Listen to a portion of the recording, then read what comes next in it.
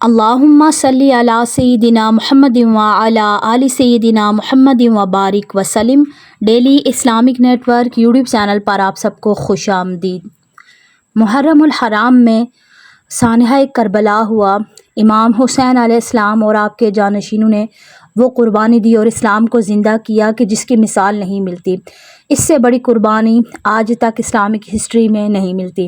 لیکن محرم الحرام میں یکم محرم الحرام کو حضرت عمر فاروق دوسرے خلیفہ اسلام کے آپ کی شہادت ہوئی۔ آپ کی شہادت کیسے ہوئی؟ ایک غلام تھا کہ جس کا نام تھا ابو لؤلؤ فیروز۔ وہ غلام ایک مجوسی تھا۔ حضرت عمر نے جب ٹیکس وہاں پر رکھا اس ٹائم تمام لوگوں پر تو اسے شکایت تھی، لیکن حضرت عمر نے فرمایا کہ یہ بالکل جائز ہے اور ان کا فیصلہ ٹھیک ہے۔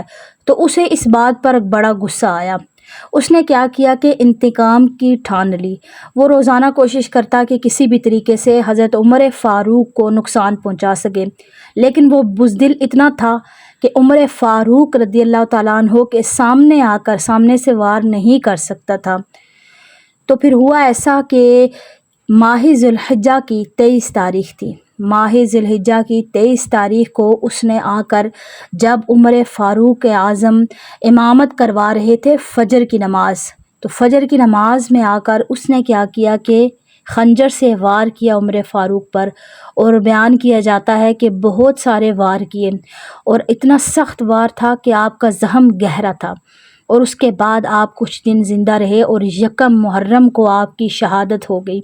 لیکن زخم اتنا گہرا تھا کہ آپ نے پھر صحابہ کو بھی بلایا وہاں پر کہ اس کے بعد کیا فیصلہ کیا جائے، اور سارے معاملات کے بارے میں بتایا، اور 6 اصحاب کو جمع کر کے سارے معاملات ان کو سمجھائے، اور پھر ساتھ میں ایک بچے کو اماں عائشہ کے پاس بھی بھیجا، کیونکہ حضور صلی اللہ علیہ وآلہ وسلم کا روضہ مبارک اور حضرت ابو بکر صدیق کا روضہ مبارک وہیں پر تھا حضرت اماں عائشہ کے حجرے میں۔ تو عمر فاروق اعظم نے وہاں پر جگہ اپنی قبر کی لینا چاہی، وہ بنائی تھی، اماں عائشہ نے جگہ رکھی تھی اپنے لیے، لیکن حضرت عمر فاروق نے بچے کو بھیجا اور فرمایا کہ اماں عائشہ سے جا کر کہو کہ وہ جگہ مجھے عنایت فرمائیں۔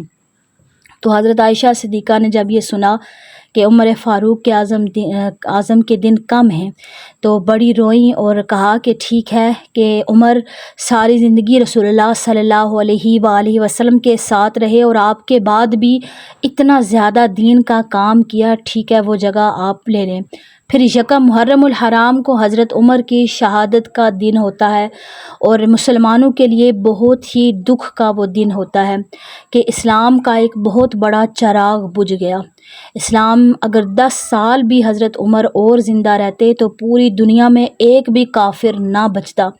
بہت زیادہ کام حضرت عمر کے دور میں، خلافت دور میں اسلام بہت ترقی سے پھیلا۔ آپ نے بہت زیادہ دین اسلام کو پھیلایا، اور بہت سارے اسلام کے بارے میں آپ نے جو اللہ کی طرف سے حکم ہوتا آپ اسلام کے بارے میں کرتے، اور اسلام کو بہت زیادہ لوگوں کے لیے آسان بنایا، اور بہت زیادہ لوگوں کی آپ نے وہاں پر قدر کی اور لوگوں کے ساتھ آسانیاں پیدا کی۔ پھر یکم محرم الحرام کو زخم اتنا گہرا تھا کہ اس کی تاب نہ لا سکے، اور آپ نے 7 دن کے بعد آپ کی شہادت ہو گئی۔ اور پھر یہ بیان کیا جاتا ہے کہ جس غلام نے جس نے آپ پر وار کیا تھا اس نے بھی خودکشی کر لی تھی۔ حضرت عمر فاروق کو وار کرنے کے بعد وہ بھی حرام کی موت مر گیا تھا اور اس نے خودکشی کر لی تھی، اور اسلام کا سب سے بڑا نقصان ہوا۔ اللہ تبارک و تعالیٰ سے دعا ہے کہ آپ کے صدقے ہم سب کو دین اسلام کو سمجھنے اور عمل کرنے کی توفیق عطا فرمائے۔ آمین ثم آمین۔ السلام علیکم ورحمۃ اللہ وبرکاتہ۔